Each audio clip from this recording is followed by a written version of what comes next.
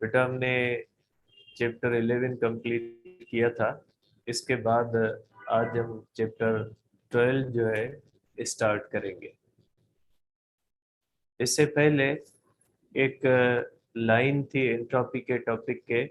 पंजाब के अंदर एक लाइन लिखी हुई है कि एंट्रोपी जो होती है वो टाइम के एरो को शो करती है। इस तरह से एक लाइन लिखी हुई है। तो उस लाइन का मतलब क्या होता है? देखिए बेटा, जिस तरह से टाइम जो होता है वो हमेशा आगे ही बढ़ता चलता जाता है। ठीक है, आगे ही बढ़ता है, पीछे नहीं आता। टाइम के अंदर रिवर्स नहीं होता कि टाइम खुद ब खुद अपने से अपनी आप से वापस हो जाए, हम वापस जो है वो पास्ट में चले जाएं। ऐसा नहीं होता। टाइम आगे हमेशा आगे की तरफ मूव करता है। इसी तरह जो कोई भी सिस्टम होता है उसकी एंट्रोपी जो होती है वो हमेशा बढ़ती रहती है। हमेशा सिस्टम का डिसऑर्डर बढ़ने की तरफ जाता है, पीछे कम होने की तरफ नहीं जाता। मीन्स हमेशा नेचुरली किसी भी चीज की जो टेंडेंसी होती है वो बिगाड़ की तरफ होती है। हमेशा सिस्टम के अंदर जो डिसऑर्डर है वो इस तरफ टाइम की तरह हमेशा बढ़ता रहता है। तो इस लाइन का मकसद ये बहुत सारे बच्चे मैसेज कर रहे थे। तो इसके आगे वाला जो चैप्टर है बेटा उसको हम आज डिस्कस करेंगे, जिसमें हम पढ़ेंगे इलेक्ट्रोस्टैटिक्स के बारे में।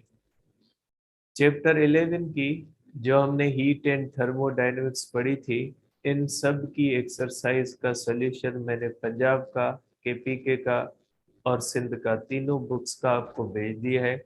मैंने पहले भी आपको कहा था कि जो चीज़ समझ में नहीं आती वो इंडिकेट कर दें आप, ताकि उस चीज़ को हम डिस्कस कर लें और उनके प्रॉब्लम्स को सॉल्व करें, प्रैक्टिस करें। प्रॉब्लम को सॉल्व करने से आपके थ्योरी के बहुत सारे कॉन्सेप्ट्स जो होते हैं वो क्लियर हो जाते हैं। इसलिए जो मैंने पीडीएफ भेजे उनकी प्रैक्टिस करें। उनमें कोई कंफ्यूजन है, कोई चीज़ समझ में नहीं आ रही है तो आप वो मुझे मैसेज करें, फिर हम उसके ऊपर डिस्कस कर ले, कलेक्टिवली एक दिन उसके ऊपर डिस्कस कर लेंगे।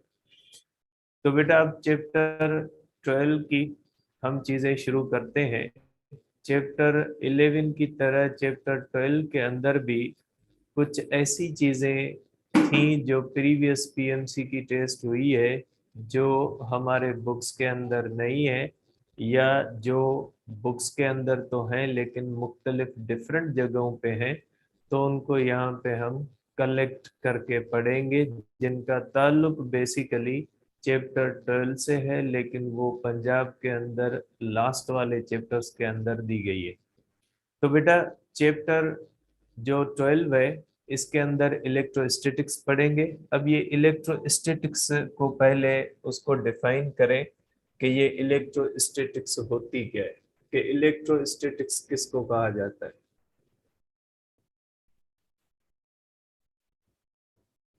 देखिए सिंपली अगर इसको डिफाइन करें तो इलेक्ट्रोस्टैटिक्स का आप कह सकते हैं स्टडी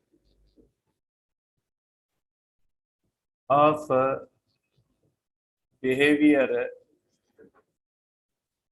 ऑफ चार्ज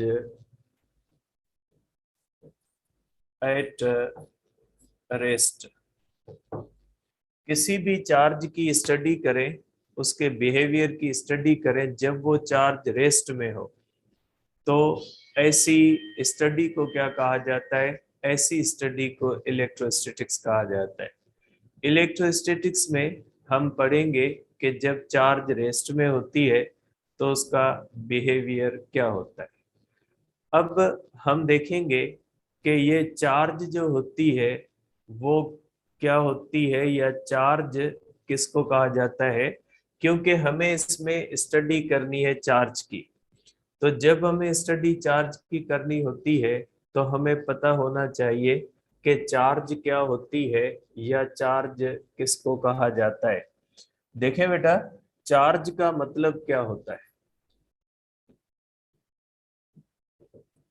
ठीक है, चार्ज का मतलब होता है बेटा कि intrinsic property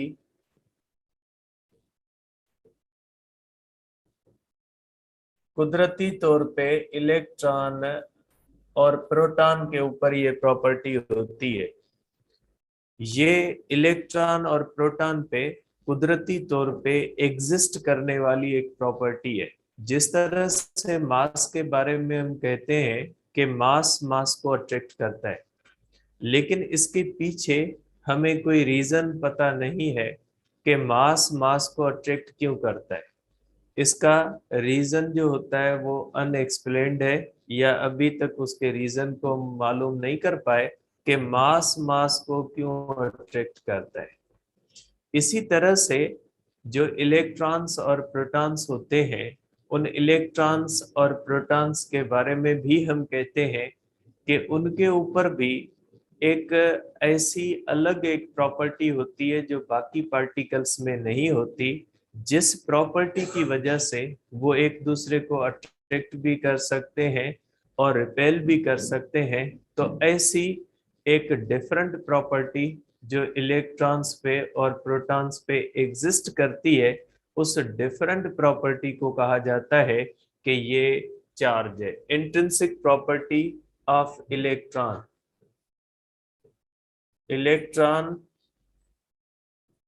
and protons, due to which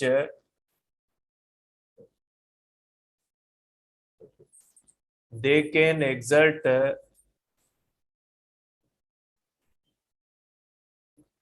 electrostatic forces. They can exert force on each other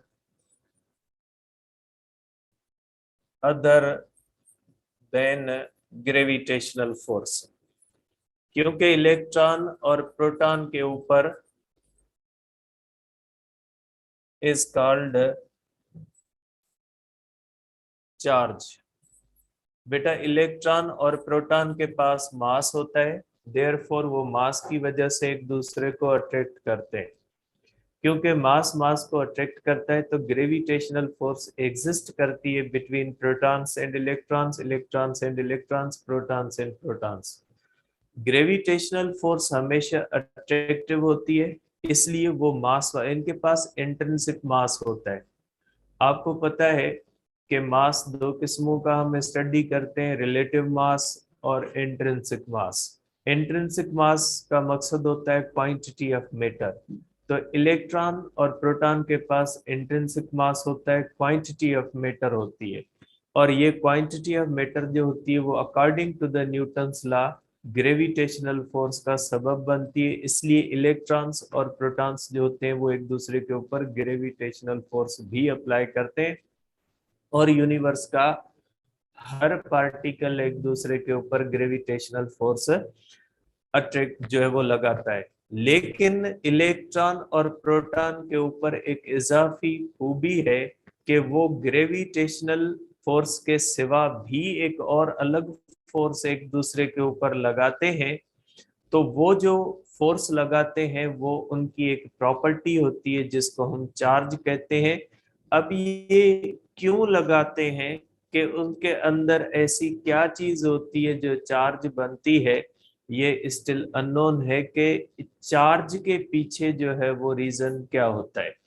तो आप इस तरह से कह सकते हैं कि इलेक्ट्रॉन्स और प्रोटॉन्स के ऊपर एक ऐसी प्रॉपर्टी होती है जिस प्रॉपर्टी की वजह से वो इलेक्ट्रॉन और प्रोटॉन एक दूसरे के ऊपर ग्रेविटेशनल फोर्स के सिवा भी एक और फोर्स लगाने की सलाहियत रखते हैं। मींस इलेक्ट्रॉन और प्रोटॉन जो होते हैं वो दो फोर्सेस एक दूसरे के ऊपर लगाते हैं, gravitational force due to the mass और electrostatic force due to the charge. और ऐसी फोर्स जो वो एक दूसरे के ऊपर चार्ज की वजह से लगाते हैं, तो ऐसी फोर्स को हम कहते हैं कि ये जो है वो इलेक्ट्रोस्टैटिक फोर्स है। ठीक है, तो इलेक्ट्रोस्टैटिक फोर्स लगाने का जो रीजन होता है वो चार्ज होती है। तो आप कह सकते हैं कि electron and proton, electron and proton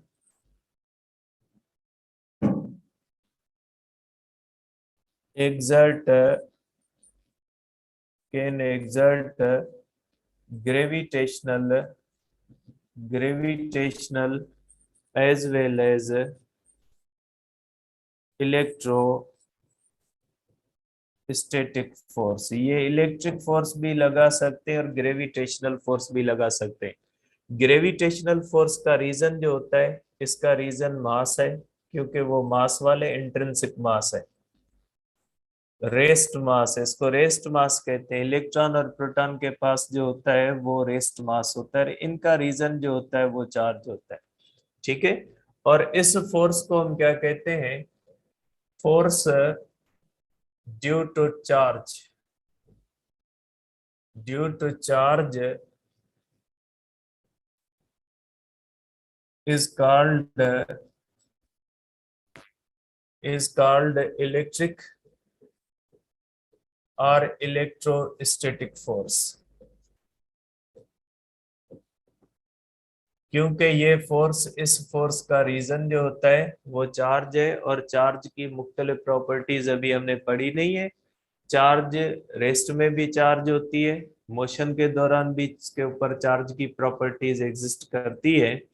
इसलिए इसको हम कहते हैं कि ये वो फोर्स है जो दो चार्जेस के दरमियान रेस्ट में भी लग सकती है और मोशन के अंदर भी लग सकती है। ठीक है, अब आपने, या आपकी जो पीएमसी की टेस्ट थी, जो प्रीवियस टेस्ट थी, उसमें इसी चीज में से एक टॉपिक को बहुत ज्यादा जो है वो क्वेश्चंस दिए गए थे।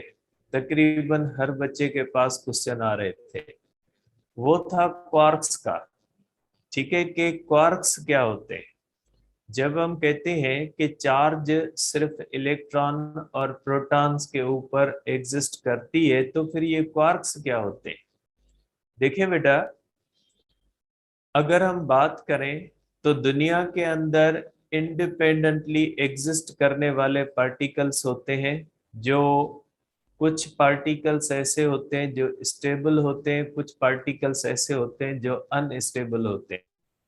आपको पता है, जैसे रेडियो एक्टिविटी आपने पढ़ी है, उसमें आपने पढ़ा है कि जिनका नंबर एटम्स का 82 या 83 से अबव है, जिनका charge to mass ratio greater than, sorry, जिनका neutron to proton ratio greater than 1.6 है, तो ऐसे जो एटम्स होते हैं वो नेचुरली रेडियो एक्टिव होते हैं।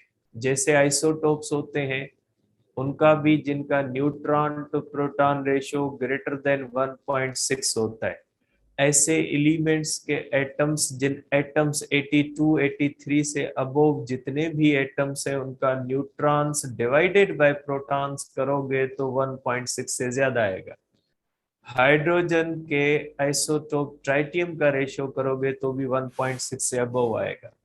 तो ऐसे जो होते हैं वो रेडियो एक्टिव एलिमेंट्स होते हैं, और रेडियो एक्टिव एलिमेंट्स टाइम के साथ किसी और एटम के अंदर तब्दील हो जाते हैं। तो ऐसे एटम्स जो अल्फा, बीटा और गामा को इमिट करने के बाद किसी और एटम के अंदर कन्वर्ट हो जाएं, तो ऐसे एटम को अनस्टेबल कहा जाता है। और ऐसे एटम्स जो हमेशा एक जैसे रहते हैं, तो उनको कहा जाता है कि वो जो होते हैं वो स्टेबल होते हैं। इसी तरह से हमारे पास जब हम बात करते हैं एटम्स की, तो एटम्स के अंदर होते हैं सब एटॉमिक पार्टिकल्स। जैसे इलेक्ट्रॉन होता है, प्रोटॉन होता है, न्यूट्रॉन होता है। ये जो होते हैं, ये जब एटम के अंदर एग्जिस्ट करते हैं तो ये स्टेबल पार्टिकल्स बिहेव करते हैं। तो बेटा, ये जो एटम होता है ये इलेक्ट्रॉन्स का, प्रोटॉन्स का और न्यूट्रॉन्स का बना हुआ होता है। और प्रोटॉन्स और न्यूट्रॉन्स जो होते हैं वो इंडिपेंडेंटली विदाउट एटम भी एग्जिस्ट कर सकते हैं। जरूरी नहीं है कि इलेक्ट्रॉन एटम के अंदर एग्जिस्ट करे, एटम के सिवा एग्जिस्ट ना करे, ऐसे नहीं होता। इलेक्ट्रॉन फ्री हालत में भी एग्जिस्ट करता है, फिर प्रोटॉन भी एग्जिस्ट करता है और न्यूट्रॉन भी एग्जिस्ट करता है। ये इस तरह से स्टेबल पार्टिकल्स हैं। खुद ब खुद टाइम के साथ किसी और पार्टिकल के अंदर तब्दील नहीं होते। तो बेटा इसलिए हम कहते हैं कि इलेक्ट्रॉन और प्रोटॉन जो होते हैं वो यूनिवर्स के अंदर छोटे से छोटी चार्जेस हैं। लेकिन बेटा कुछ ऐसी चार्जेस भी हैं जो प्रोटॉन और इलेक्ट्रॉन से भी छोटी है, और उन चार्जेस को या उन पार्टिकल्स को हम कहते हैं कि ये क्वार्क्स हैं। ऐसे पार्टिकल्स जो प्रोटॉन और इलेक्ट्रॉन से भी छोटे हों और जो चार्ज रखते हों, तो ऐसे पार्टिकल्स को हम क्वार्क्स कहते हैं।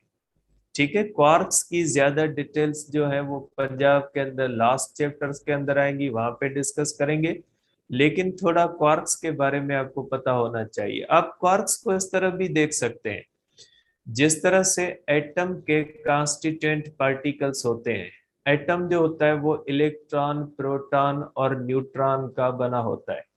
इसी तरह से जो एटम के दो पार्टिकल्स होते हैं, प्रोटॉन और न्यूट्रॉन, ये फर्दर छोटे पार्टिकल्स के बने हुए हैं। तो प्रोटॉन और न्यूट्रॉन को बनाने वाले जो पार्टिकल्स होते हैं वो क्वार्क्स होते हैं। क्वार्क्स मिलके प्रोटॉन और न्यूट्रॉन बनाते हैं। जिस तरह से इलेक्ट्रॉन, प्रोटॉन और न्यूट्रॉन मिलके एटम बनाते हैं, इसी तरह से अब हम ये मानते हैं कि प्रोटॉन और न्यूट्रॉन, इलेक्ट्रॉन नहीं बेटा, प्रोटॉन और न्यूट्रॉन जो होते हैं, प्रोटॉन और न्यूट्रॉन जो होते हैं, इनको बनाने वाले पार्टिकल्स होते हैं। तो इनको बनाने वाले जो पार्टिकल्स होते हैं उनको क्वार्क्स कहा जाता है। आप ये भी कह सकते हैं कि मटेरियल को बनाने वाले जो छोटे पार्टिकल्स होते हैं वो क्वार्क्स होते हैं। कि जितना भी मटेरियल हमारे पास है, जो भी मैटर हमारे पास है, वो छोटे छोटे पार्टिकल्स का बना हुआ है जो सब एटॉमिक पार्टिकल्स के अंदर आते हैं। तो वो जो होते हैं उनकी मुख्तलिफ फैमिलीज होते हैं, मीजान्स होते हैं, लेप्टॉन्स होते हैं। ये तो जिस चैप्टर के अंदर आएंगे उनके अंदर डिटेल में डिस्कस करेंगे फैमिलीज इनकी। लेकिन फिलहाल आप ये ध्यान में रखें कि मैटर को बनाने वाले छोटे से छोटे पार्टिकल्स जो होते हैं उनको हम कहते हैं क्वार्क्स। और हम हमारी जो इंटरेस्ट है वो उन क्वार्क्स के अंदर है जो क्वार्क्स प्रोटॉन्स और न्यूट्रॉन्स को बनाते हैं। तो आप सिंपली कह सकते हैं कि न्यूट्रॉन्स और प्रोटॉन्स जिन पार्टिकल्स के बने हुए होते हैं उनको कहा जाता है कि वो क्वार्क्स हैं। ठीक है, और ये क्वार्क्स जो होते हैं वो बुनियादी तौर पे 6 किस्मों के क्वार्क्स होते हैं। ठीक है, अब ये कौन से 6 किस्मों के क्वार्क्स होते हैं उनके नाम भी है, मैं यहाँ पे लगाता हूं उनका चार्ट। तो ये क्वार्क्स के बारे में हम डिस्कस करते हैं कि ये क्वार्क्स होते हैं, क्योंकि इनके ऊपर क्वेश्चन आए थे बहुत सारे बेटा। अब ये जो क्वार्क्स होते हैं, तो आप इनको कह सकते हैं कि ये कांस्टिट्यूएंट पार्टिकल्स हैं।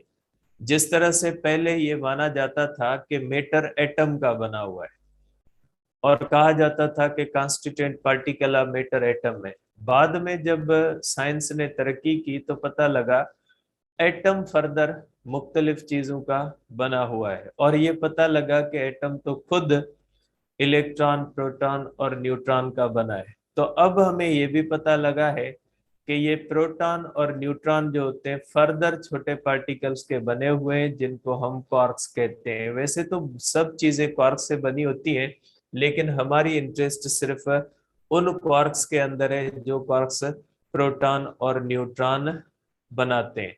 और ये वो पार्टिकल्स होते हैं जिनके ऊपर चार्ज भी होती है। ठीक है, तो इनके ऊपर कौन सी चार्ज होती है, किस तरह से होती है, उसको देखते हैं हम। ठीक है बेटा, तो इसका मैं लगाता हूं कि क्वार्क्स बुनियादी तौर पे बेटा 6 किस्मों के होते हैं। आप कह सकते हैं कि क्वार्क्स जो है बेटा ये 6 किस्मों के क्वार्क्स हैं।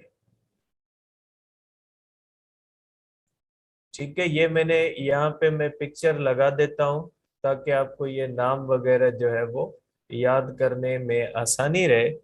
आप इनको क्वार्क्स को बेटा ये जनरेशन ऑफ मैटर है बेटा। इसके अंदर जो है वो हमारे पास 6 किस्मों के क्वार्क्स होते हैं बेटा। ठीक है। अब इसमें एक क्वार्क अप होता है, ठीक है, और दूसरा क्वार्क डाउन होता है बेटा। ठीक है, फर्स्ट कैटेगरी के अंदर दो क्वार्क्स आते हैं, और सेकंड कैटेगरी के अंदर कौन से आते हैं बेटा? दो चार्म और स्ट्रेंज आते हैं बेटा। और थर्ड कैटेगरी के अंदर कौन से आते हैं बेटा? टॉप और बॉटम। तो ये 6 किस्मों के क्वार्क्स होते हैं। ठीक है। इनमें एक कैटेगरी वाले जो होते हैं ये जो है वो अप क्वार्क की कैटेगरी के अंदर आते हैं, और ये जो होते हैं ये किसके अंदर आते हैं? डाउन वाले के अंदर आते हैं। अब क्वार्क्स भी होते हैं और एंटी क्वार्क्स भी होते हैं। अप का एंटी क्वार्क होता है, चार्म का एंटी क्वार्क होता है, और टॉप का एंटी क्वार्क होता है। ठीक है। जिस तरह से मेटर का एंटी मेटर होता है, इसी तरह से क्वार्क्स के एंटी क्वार्क्स भी होते हैं। अब ये एंटी क्वार्क्स वगैरह थोड़े डीप बन जाएंगे, इतना ज्यादा डीप आपके पास है नहीं। तो आपको ये ध्यान में रखना है कि ये जो क्वार्क्स हैं ये कितने किस्मों के हैं। आप कह सकते हैं कि बुनियादी तौर पे 6 किस्मों के क्वार्क्स होते हैं। एक कैटेगरी के अंदर अप और डाउन होते हैं, दूसरी कैटेगरी के अंदर चार्म और उसका जो होता है वो स्ट्रेंज होता है। टॉप की कैटेगरी के थोड़ी थर्ड कैटेगरी के अंदर टॉप और बॉटम आते हैं। तो ये 6 क्वार्क्स होते हैं जो जनरेशन ऑफ मैटर में पार्टिसिपेट करते हैं। हमारी इंटरेस्ट सिर्फ इन दो क्वार्क्स के अंदर होगी, क्योंकि ये दो क्वार्क्स जो होते हैं ये बिल्डिंग ब्लॉक्स होते हैं, या ये आप कह सकते हैं कि कांस्टिट्यूएंट पार्टिकल्स हैं। कांस्टिट्यूएंट पार्टिकल्स होते हैं ये particles of proton and neutron. Proton and neutron जो होता है उसको बनाने वाले ये जो है पार्टिकल्स होते हैं, इनको हम कहते हैं बेटा कि ये जो है हमारे पास कांस्टिट्यूएंट पार्टिकल्स है। कांस्टिट्यूएंट पार्टिकल किसके हैं? ये है प्रोटॉन और न्यूट्रॉन के होते हैं। ये जो अप होता है ये पॉजिटिव चार्ज रखता है, और ये जो डाउन होता है ये निगेटिव चार्ज रखता है। ये पॉजिटिव चार्ज इसके ऊपर होती है, ठीक है, और ये जो डाउन होता है इसके पास निगेटिव चार्ज होती है। ठीक है। अप पॉजिटिव चार्ज रखता है और डाउन होता है निगेटिव। कितनी चार्ज होती है वो आपको बताता हूं। तो क्वार्क्स का मकसद है कि प्रोटॉन और इलेक्ट्रॉन से भी छोटे पार्टिकल्स हैं जिनके ऊपर चार्ज होती है। तो जब क्वार्क्स के ऊपर चार्ज होती है तो फिर हम प्रोटॉन और इलेक्ट्रॉन के बारे में क्यों कहते हैं कि वो छोटे से छोटे पार्टिकल होते हैं जो चार्ज रखते हैं। स्मॉलेस्ट चार्ज इन नेचर के बारे में कहा जाता है वो चार्ज ऑन इलेक्ट्रॉन या प्रोटॉन होती है। तो फिर जब ये उनसे भी छोटे हैं और इनके ऊपर भी चार्ज होती है तो फिर इनके बारे में क्यों नहीं कहते? असल में मसला ये है कि ये वो पार्टिकल हैं जो आजाद हालत में नहीं रहते। क्वार्क्स जो होते हैं आप कह सकते हैं कि प्रोटॉन्स को आपस में टकराएं, तो प्रोटॉन अगर जरों जरों में तकसीम हो जाए तो प्रोटॉन के जरे जो होते हैं वो क्वार्क्स होते हैं। जैसे शीशा होता है, उसको जब तोड़ते हैं तो उसके टुकड़े टुकड़े बनते हैं। तो इसी तरह से अगर प्रोटॉन्स को आपस में टकराएं और प्रोटॉन टूटे तो प्रोटॉन के छोटे छोटे जो टुकड़े होंगे वो क्वार्क्स होंगे। और अगर न्यूट्रॉन को आपस में टकराए, न्यूट्रॉन को तोड़े तो उसके जो छोटे छोटे टुकड़े होंगे वो क्वार्क्स कहलाएंगे। तो ये जो क्वार्क्स होते हैं ये आजाद हालत में नहीं रहते, ये थोड़े टाइम तक आजाद हालत में रहते हैं।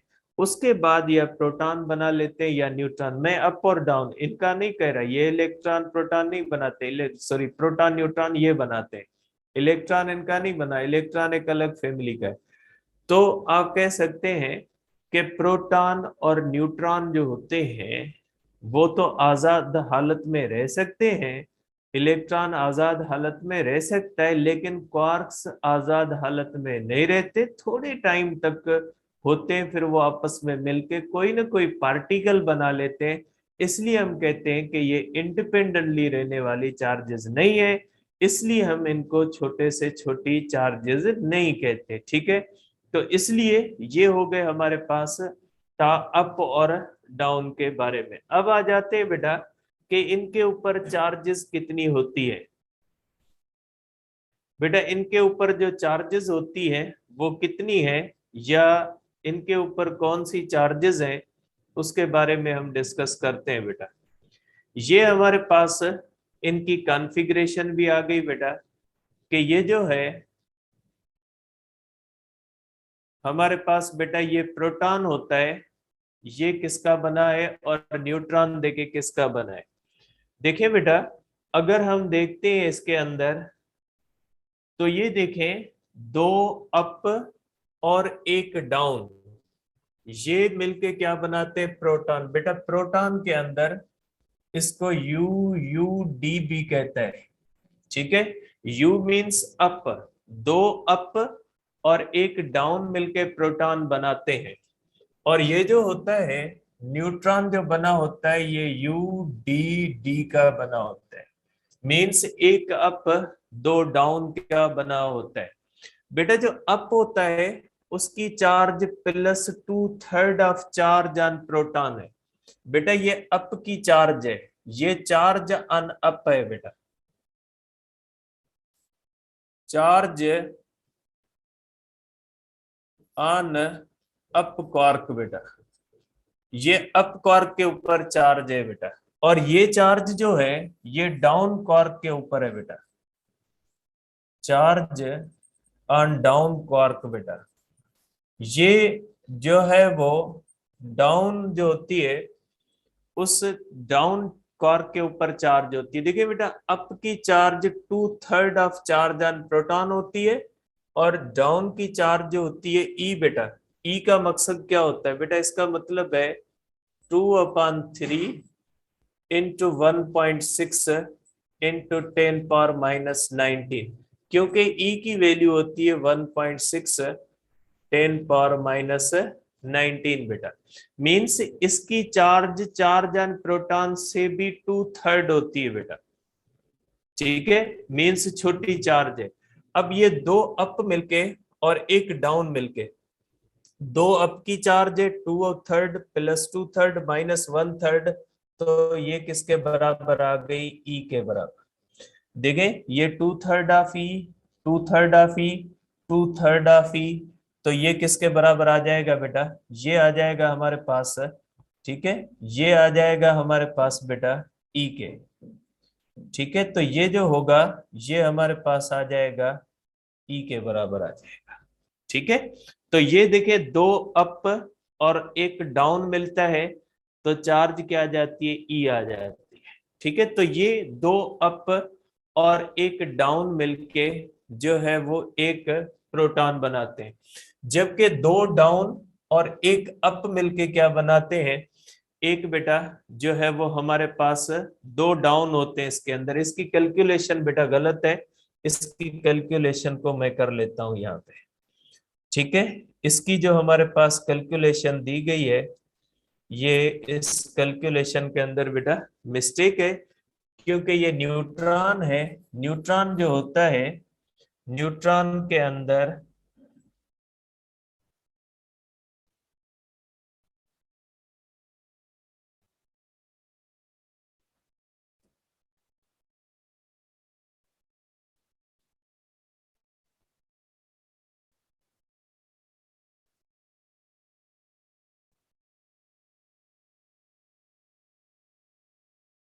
बुरशर मोड कितना हटगा, बुरशर मोड अच्छी मोड चेंज थी कितना।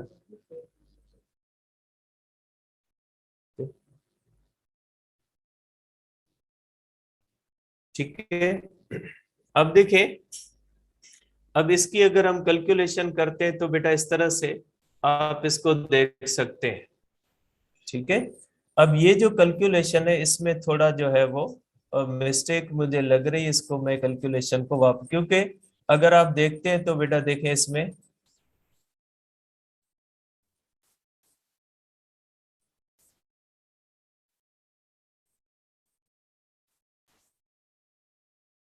देखें बेटा, इसकी जो है वो कैलकुलेशन में थोड़ा मसला है, मैं इसको वापस कर लेता हूँ बेटा, ठीक है। अब देखें इसके अंदर क्या होता है बेटा, देखें जिस तरह से दो अप की चार्ज और एक डाउन की चार्ज मिलाई है, तो हमारे पास क्या बन गया बेटा, एक पॉजिटिव चार्ज वाला पार्टिकल बन गया बेटा। पॉजिटिव चार्ज जो है वो ये हमारे पास बचेगी। अब इसके अंदर क्या होगा बेटा, इसके अंदर क्या होता है, एक होता है अप, ठीक है। अप की चार्ज जो बेटा होती है वो कौन सी होती है, 2/3 प्लस बेटा इसके अंदर एक अप है और दो बेटा डाउन है। और डाउन की चार्ज कौन सी होती है, डाउन की चार्ज होती है बेटा -1/3 ऑफ ई, और दूसरे डाउन की भी -1/3 ऑफ ई। तो इसके अंदर बेटा दो डाउन है और एक अप है बेटा। तो देखें इसकी बनेगी एलसीएम, एलसीएम हो जाएगी बेटा 3। अब ये बन जाएगा बेटा 2e प्लस बन सॉरी माइनस बन जाएगा बेटा e, माइनस बन जाएगा इसका e। तो ये हो जाएगा 2e माइनस 2e/3 मीन्स इसके ऊपर जीरो चार्ज है। इसलिए न्यूट्रॉन जो होता है बेटा न्यूट्रल पार्टिकल बन जाता है, क्योंकि दो डाउन की चार्ज मिलके एक अप की चार्ज को न्यूट्रलाइज करते हैं। वैसे भी 1/3 मिलके 2/3 को क्या कर देते हैं, न्यूट्रलाइज कर देते हैं। जबकि इसमें दो मिलके एक माइनस से जाता है, बाकी जो है वो -1 + 1 जो है वो यहाँ पे बच जाता है। इसलिए आप कहोगे कि ये जो होता है ये पॉजिटिव चार्ज शो करता है, क्योंकि इसकी नेट चार्ज जीरो नहीं होती, ये जो होती है ये पॉजिटिव चार्ज शो करता है। तो आप कहोगे बेटा कि जो एक प्रोटॉन होता है उसके अंदर जो होते हैं वो दो अप होते हैं एक डाउन होता है, और जो दो न्यूट्रॉन होते हैं उनके अंदर दो डाउन होते हैं एक अप होता है। अब टेस्ट के अंदर क्वेश्चन कैसे आए थे, क्वेश्चन इस तरह से आए थे कि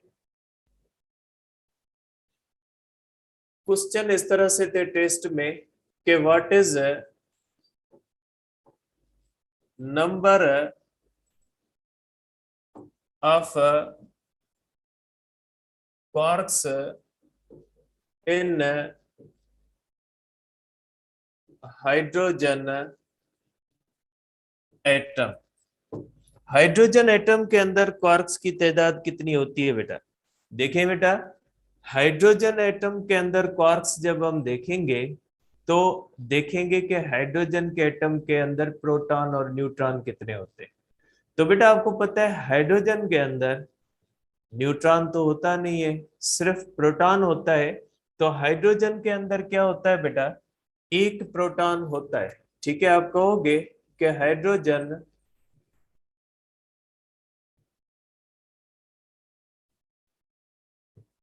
वन प्रोटॉन बेटा। देयरफॉर आप क्या कहोगे कि एक प्रोटॉन जो होता है बेटा, एक प्रोटॉन जो होता है उसके अंदर होते हैं बेटा 3 क्वार्क्स। और कौन से क्वार्क्स होते हैं इसके अंदर बेटा, दो अप होते हैं एंड एक जो होता है वो डाउन होता है। तो इसके अंदर दो अप होते हैं एक डाउन, और टोटल कितने क्वार्क्स होते हैं बेटा, 3।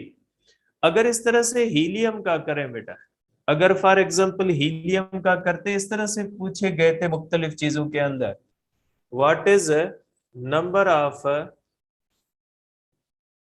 क्वार्क्स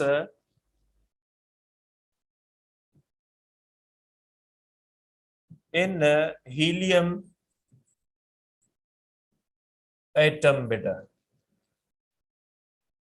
तो हीलियम एटम जो होता है बेटा, हीलियम के अंदर होते हैं बेटा, हीलियम जो होता है उसके अंदर दो प्रोटॉन होते हैं बेटा और दो न्यूट्रॉन होते हैं बेटा। ठीक है, अब आपको पता है बेटा दो प्रोटॉन्स के अंदर, ठीक है, दो अप होते हैं, ठीक है, सॉरी बेटा, दो प्रोटॉन है, तो दो प्रोटॉन्स के अंदर 2 प्रोटॉन्स, दो प्रोटॉन के अंदर बेटा होंगे 4 अप। बेटा इसके अंदर 4 अप होंगे क्योंकि एक प्रोटॉन के अंदर दो अप हैं, दूसरे के अंदर दो, चार अप होंगे, ठीक है, और दो डाउन होंगे बेटा। क्योंकि प्रोटॉन के अंदर दो अप होते हैं, एक डाउन होता है, तो दो है तो चार, इनमें टोटल छह हो जाएंगे, ठीक है। और न्यूट्रॉन्स के अंदर, इसके अंदर दो न्यूट्रॉन्स होते हैं बेटा, तो जो दो न्यूट्रॉन्स होते हैं उनके अंदर बेटा चार, उनके अंदर दो अप होते हैं बेटा, और चार होते हैं डाउन बेटा, ठीक है। तो देखें बेटा, इसके अंदर छह अप हैं और छह डाउन है, इसलिए एज अ होल हीलियम जो होता है वो क्या होता है बेटा, ये न्यूट्रल होता है। तो आप कह सकते हैं कि इसमें सिक्स अप हैं और सिक्स डाउन है, तभी ये एटम न्यूट्रल होता है। जिस जिस तरह से इलेक्ट्रॉन्स और प्रोटॉन्स की तादाद बैलेंस्ड होती है, इसी तरह से अप और डाउन प्रोटॉन जो होती है, इनके भी जो है वो इस तरह से, ये देखें कि ये इसके अंदर आ गए। प्रोटॉन्स के अंदर चार अप हैं, दो डाउन है, और न्यूट्रॉन के अंदर दो अप होते हैं और चार जो होते हैं वो डाउन होते हैं। तो टोटल जो तादाद होती है, टोटल तादाद जो होती है वो इसकी 12 होती है, ठीक है। क्योंकि जो होते हैं वो छह प्रोटॉन्स के अंदर होते हैं और छह जो होते हैं वो न्यूट्रॉन्स के अंदर होते हैं, टोटल तादाद 12 होती है। अब एक क्वेश्चन है कि व्हाट इज नंबर